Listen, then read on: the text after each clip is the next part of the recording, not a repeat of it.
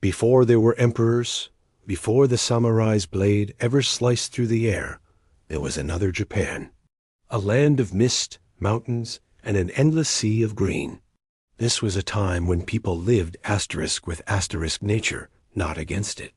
Welcome to the world of the Yayoi, the true dawn of Japanese civilization.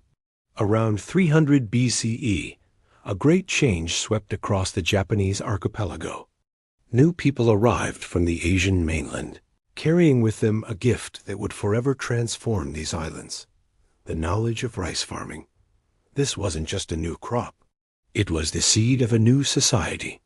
With it came stability, the need for community, and the very beginnings of what we now know as Japan.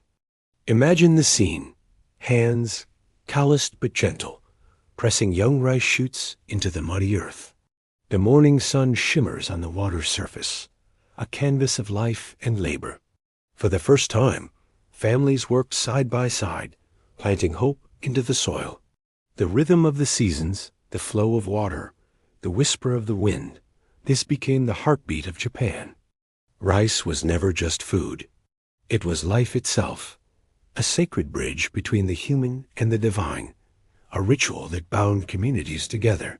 From these fertile fields, villages began to rise.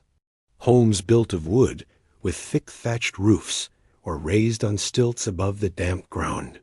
Many were encircled by deep moats, not just for irrigation, but for protection. As darkness fell, fires would crackle to life, casting a warm glow on faces sharing food, laughter, and stories beneath a canopy of stars. The Yayoi lived in a world guided by the simple, profound principles of nature and community. But what truly set them apart, what gave their world its unique spiritual resonance, were their bronze rituals. They crafted magnificent, mysterious bronze bells called dotaku. These weren't rung loudly like temple bells today. They were believed to emit a soft, sacred hum during ceremonies, a sound meant only for the ears of the spirits, the kami. The Yayoi believed that these kami resided in every rock, every river, every ancient tree. Their world wasn't just physical. It was alive, breathing, and filled with the divine.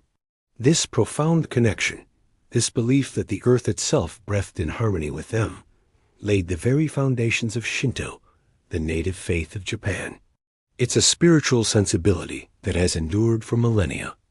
You can still feel it today when you stand in the quiet solitude of a forest shrine or watch the morning mist rise from a silent lake.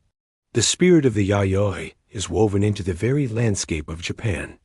As the centuries unfolded, their skills grew. The Yayoi became masters of metal. They learned to forge bronze into tools and weapons, and iron into sharp, deadly blades. They also crafted exquisite bronze mirrors, not just for vanity, but as symbols of spiritual power and authority, believed to connect the earthly realm with the heavens.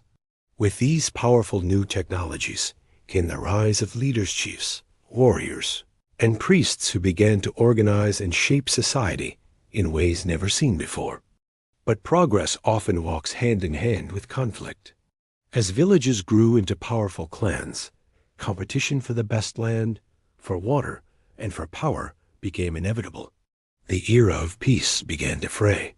Fortifications appeared around settlements, tall wooden fences, watchtowers, and deeper moats. This was the dawn of organized warfare in Japan.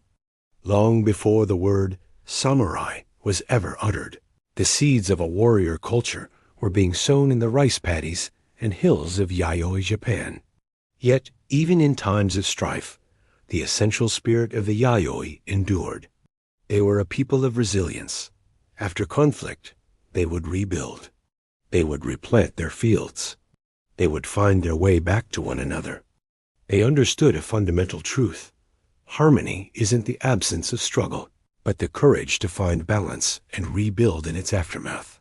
This cycle of destruction and renewal became a core part of the Japanese psyche. Over hundreds of years, the newcomers, the Yayoi, didn't simply replace the original inhabitants of Japan. They blended with the Jomon people, the hunter-gatherers and pottery makers, who had thrived on these islands for over 10,000 years. This fusion of cultures, a meeting of ancient and new, was like two great rivers converging. From this union, something entirely new was born, the cultural DNA, the very soul of Japan. By the 3rd century CE, this evolving society had given rise to powerful, dominant clans. And it was from one of these clans, the Yamato, that Japan's first emperors would emerge. They claimed a divine lineage, tracing their ancestry back to the sun goddess Amaterasu, a belief system rooted deep in Yayoi spiritualism. The foundations of Japan's imperial line, the oldest continuous monarchy in the world, were laid right here, in the fertile soil of the Yayoi period. Every single era that followed, the elegant courts of Nara and Heian, the age of the samurai and the shoguns, right up to the modern Japan we know today, carries the silent, powerful legacy of the Yayoi. Their rice is still the staple of the Japanese diet. Their reverence for nature is still felt in art and daily life. Their belief in balance and harmony continues to shape the culture. They are the invisible architects of Japanese identity. So the next time you see a rice field glowing gold under a setting sun, or hear the deep, resonant echo of a temple bell drift through the air, take a moment. Remember the Yayoi, the farmers, the dreamers, the warriors, and the mystics who first cultivated this land, and in doing so, cultivated the spirit of a nation. They were the true founders of the land of the rising sun. Thank you so much for joining us on this journey back in time. If you found this story as fascinating as we do, please hit that like button, subscribe to our channel, and ring the bell so you don't miss our next exploration into the past. See you next time.